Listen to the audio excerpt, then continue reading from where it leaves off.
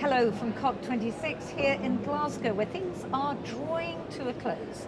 And to talk about what we've seen that encourages us, or a bit less so, I'm very happy to be joined by the Executive Director of the European Environment Agency, Hans Bruyninckx, and from our own European Investment Bank, Head of the Projects Directorate, Chris Hurst.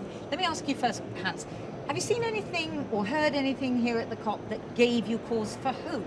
Yeah, as somebody also working in an EU context, I think it's obvious that the EU, together with a couple of other actors, is really emphasizing the need for ambition.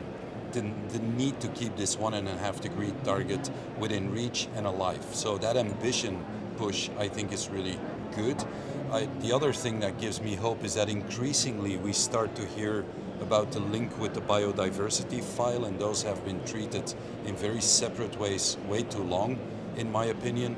And the third thing is that the social dimension is playing an increasingly big part in discussions like climate adaptation.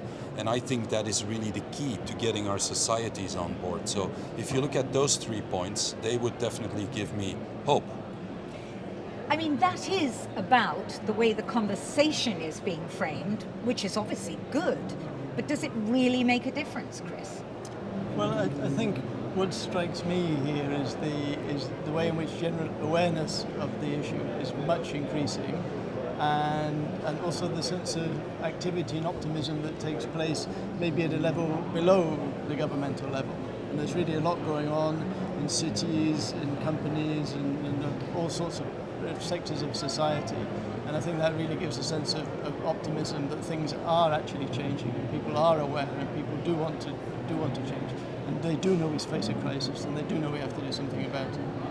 I mean, you mentioned the issue of biodiversity and adaptation, and certainly adaptation has been a big theme.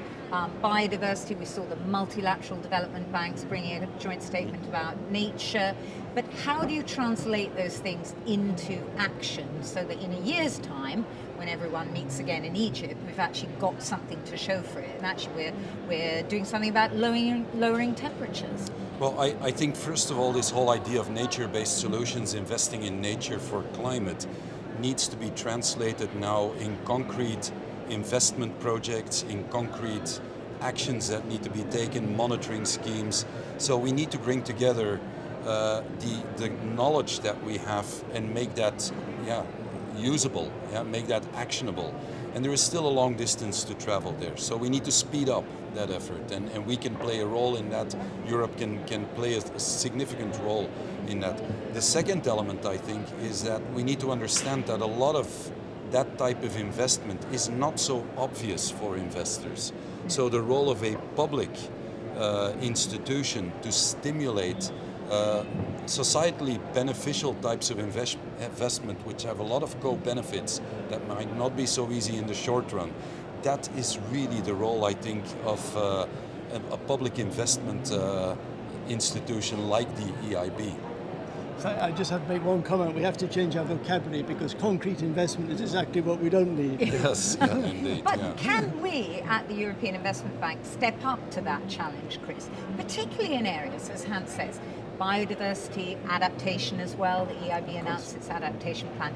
But these are not obvious areas for private investors to run to, not like wind farms. No, that's sure. And a large part of these investments will be done by cities, will be done by the public sector, that's for sure.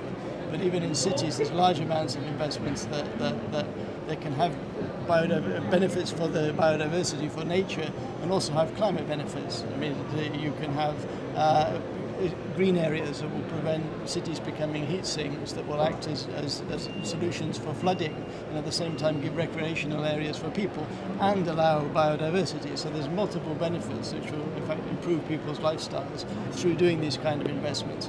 And some adaptation benefits are also mitigation investments. For if you plant trees, for example, on hillsides to stop landslide during heavy rainfall, that's also acting as a sink for carbon. So it's also there's many benefits from the same type of thing.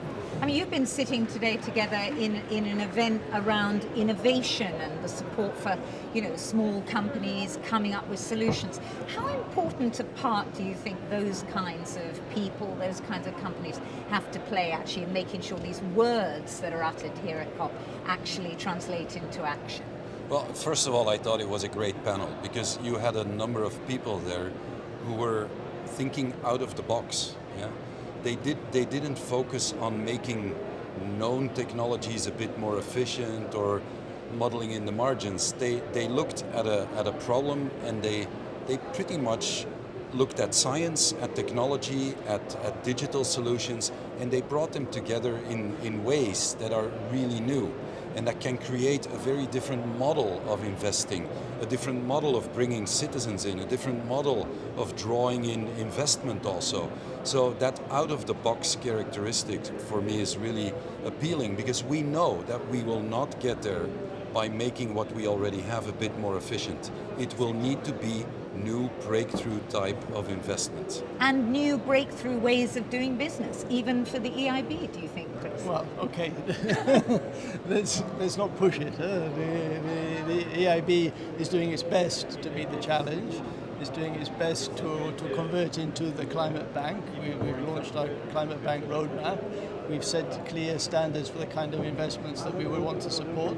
And now in this COP, we've launched what we call our path, which is our framework for determining that our counterparts are also on a Paris-aligned pathway, and to see what we can do to help them keep on that pathway. So we're doing what we can to make our contribution. As you say, it's about partnerships, and if one message has come from COP, it is that no one institution can do it. Absolutely. On that note, thank you both very much, gentlemen. That's all from me for the moment here in Glasgow. See you soon.